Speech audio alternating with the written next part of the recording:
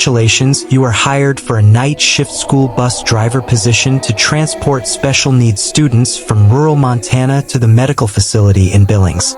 Your job is to reach the destination before 4 a.m. and must follow the 10 rules, especially rule number 8. If you break it, you will die. Rule number 1. Do not attempt to speak to the students through the intercom, and never try to make eye contact with them in the rearview mirror. These children do not process human faces the way we do. If you look at them in the mirror for longer than 5 seconds, their faces will begin to distort and stretch. If they catch you looking, they will stop moving, all of them at once, and they will stare back. If this happens, smash the mirror immediately. It is better to drive blind than to let them memorize your face. Rule number 2. The route takes you through the Bull Mountains. There is a stretch of road where the radio signal dies completely. If your radio suddenly turns on by itself and plays a nursery rhyme backwards, do not turn it off. The static acts as a barrier. It keeps the things outside the bus from sensing the children inside. If you turn off the radio, the silence will act like a dinner bell for the creatures that hunt in the high grass. Keep the volume up, even if the sound makes your ears bleed. Rule number 3. The children are restrained for their safety. You might hear the sound of buckles clicking open or Velcro tearing. Ignore it. The restraints are magnetic and cannot be opened from the inside. The sound is a hallucination caused by the spores that grow in the ventilation system of this old bus. If you pull over to check on them, you will find them still strapped in, but they will be smiling. And you will notice that the partition door is now unlocked. Never leave your seat. Rule number 4. If you see a yellow school bus identical to yours driving towards you in the opposite lane, flash your high beams 3 times. This is the Phantom Shift. It is a ghost bus from 1982 that went off the cliffs. If the driver of the other bus waves at you, do not wave back. If you wave, your bus will swap places with his, and you will find yourself plummeting into the ravine, reliving his death over and over again for eternity. Just keep your eyes on the white line. Rule number 5. Montana weather is unpredictable. You might hit a patch of fog that smells like sulfur and burning hair. This is not fog. It is the exhaust from the underground mines that burned out decades ago. Roll up your windows tight and turn on the internal air recirculation. If you breathe the yellow mist, you will start to see things on the road that aren't there. You will swerve to avoid a child in the road, only to drive straight into a telephone pole. Hold your breath if the vents leak. Rule number 6. Sometimes a child will start screaming. It will sound human, terrifying, and heartbreaking. It will sound like they are in physical pain. Do not stop. Do not call 911. This is not a cry of pain. It is a lure. They are mimicking the sounds of your loved ones to get you to open the partition door. If you listen closely, you will hear that underneath the screaming, they are laughing. Turn up the radio and drive faster. The screaming stops when you hit 60 miles per hour. Rule number 7. You will pass a lonely gas station near Roundup called Big Sky Fuel. It will look open with lights on and a clerk inside. Do not stop for gas. Do not stop for snacks. The clerk is not a person. It is a skinwalker that has been wearing that uniform for 30 years. If you pull in, the bus engine will die, and the lights in the station will go out. The clerk will walk out to your window, and you will see that his skin is too loose for his body. Keep driving. Rule number 8. This is the most critical rule. If the bus blows a tire at mile marker 66, you must remain in the driver's seat and lock the doors. A horde of pale, emaciated creatures known as the feral students will emerge from the ditch. They wear tattered school uniforms and have teeth filed to points. They will swarm the bus. You must not exit the vehicle to change the tire. If you step outside, they will swarm you, tear the flesh from your bones, and drag your remains into the culvert to feed their brood. You must drive on the rim until the sparks scare them away. Rule number 9. If you see a police officer standing in the middle of the road with his hand up, look at his feet. If he is wearing standard issue boots, you may stop. If he is barefoot, run him over. The barefoot cop is a projection from the local cults. He wants to board the bus to take one of the children for a sacrifice. If you stop for the barefoot officer, he will shatter your windshield with a single punch and drag you out through the glass. Accelerate and don't look back at the impact. Rule number 10. When you arrive at the Billings facility, honk the horn once and wait for the orderlies to come out in hazmat suits. Do not help them unload the children. Do not look at the children as they are removed. Once the bus is empty, drive directly to the car wash and scrub the interior with bleach. Do not go home until you have burned your uniform. What travels on the bus stays on the bus. The driver before you was a man named Jackson. He was a good man, a family man with debts piling up and a desperate need for the triple time pay this night shift offered. He didn't believe in ghost stories.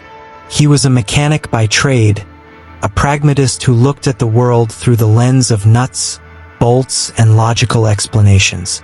When the dispatch officer handed him the list of rules, Jackson had laughed, stuffed the paper into his pocket without reading past the first 3, and climbed into the driver's seat of the rusted yellow bus. The first 2 hours of the drive went smoothly. The Montana sky was a vast dome of stars, beautiful and cold. Jackson kept the radio low, humming along to old country songs, ignoring the occasional rustle of the straitjackets from the seats behind him. He checked the rearview mirror constantly, a habit from his years of trucking, ignoring rule number 1. He saw them. At first, they just looked like bundled shapes in the dark. But around midnight, as the bus rumbled past the skeletal remains of a burnt-out barn, Jackson looked in the mirror and saw a pair of eyes glowing in the darkness of the rear seats. They weren't reflecting light. They were generating it. He squinted, trying to make sense of the shape. The child in the back row wasn't sitting. It was hovering a few inches off the vinyl seat, its head twisted around 180 degrees, staring directly at the back of Jackson's head. Jackson felt a cold shiver run down his spine, but he shook it off. "Trick of the light," he muttered, gripping the steering wheel tighter. "Just tired." He broke rule number 6 an hour later. A sound erupted from the back of the bus. A high-pitched, agonizing scream that sounded exactly like his youngest daughter, Lily. It was a piercing shriek of, "Daddy, help me, it burns." Jackson slammed on the brakes, his heart hammering against his ribs. The bus screeched to a halt in the middle of the empty highway. The screaming continued, desperate and wet. He stood up, his hand hovering over the handle of the partition door. Logic told him his daughter was safe at home in bed, but the sound was so real, so visceral. He took a step toward the door. Then, the screaming stopped abruptly, replaced by a low, guttural giggling that vibrated through the floorboards. Jackson froze. He remembered the rule sheet in his pocket. "It is a mimic." He slowly sat back down, his hands trembling, and put the bus back in gear. He turned the radio up, trying to drown out the laughter that sounded like rocks grinding together. He managed to survive the psychological warfare of the route for another 100 miles. He passed the fake gas station without stopping, though the neon sign flickered enticingly. He ignored the fog that smelled like sulfur. He was sweating, his knuckles white, but he was making good time. He checked his watch. 3:15 a.m. He was 40 miles from Billings. He was going to make it. Then, disaster struck. A loud bang echoed through the cabin, followed by the violent thumping of a blown front tire. The steering wheel jerked violently to the left, and Jackson wrestled with the heavy machine, fighting to keep it on the asphalt. The bus skidded, sparks flying from the rim, before coming to a grinding halt on the shoulder of the road. Silence descended. The engine idled roughly. The giggling from the back had stopped. Jackson swore, hitting the steering wheel. He looked out the window. He was in a deep valley, the road lined with tall, dead grass that swayed in the wind. He checked the mile marker sign illuminated by his headlights. Mile marker 66. He pulled the crumpled paper from his pocket and scanned it frantically, his flashlight beam shaking. Rule number 8. If the bus blows a tire at mile marker 66, you must remain in the driver's seat and lock the doors. You must drive on the rim. Jackson looked at the rim. He could hear the metal grinding even at idle. He was a mechanic. He knew cars. He knew that if he drove 40 miles on a bare rim, the friction would catch the tire rubber on fire, likely blowing the fuel line and incinerating the bus. To him, the rule was suicide. It was illogical. Stupid superstition, he hissed. I can change a tire in 10 minutes. I'm not burning alive in this tin can. He made his choice. He grabbed the heavy tire iron from under his seat and opened the driver's side door. The night air was freezing. The silence of the plains was absolute. Jackson stepped down onto the gravel, the wind biting at his face. He walked to the front of the bus, kneeling to inspect the damage. The tire was shredded. He set the jack under the frame and began to crank. Click, click, click. The sound echoed loudly in the valley. He was halfway through loosening the lug nuts when he heard it. A soft, wet slapping sound, like bare feet running on pavement. Jackson froze. He looked toward the ditch. The tall grass parted.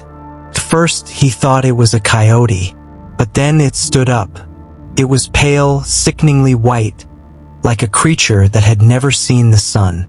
It was humanoid, but its limbs were too long, possessing extra joints that clicked as it moved.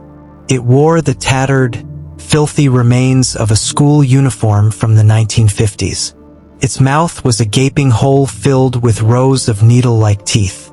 Then another stood up, and another, dozens of them, the feral students. Jackson dropped the tire iron. The metal clang sounded like a dinner bell. The creatures didn't scream. They hissed. They dropped to all fours and sprinted toward him with terrifying speed, moving like spiders. Jackson scrambled backward, trying to get to the open bus door. He lunged for the handle, pulling himself up the steps. He was fast, but they were faster. A cold, clammy hand wrapped around his ankle. He looked down and screamed. The creature's grip was like iron. It yanked him backward. His chin hit the metal steps, shattering his teeth. He clawed at the rubber floor mat, his fingernails tearing off, but the force was overwhelming.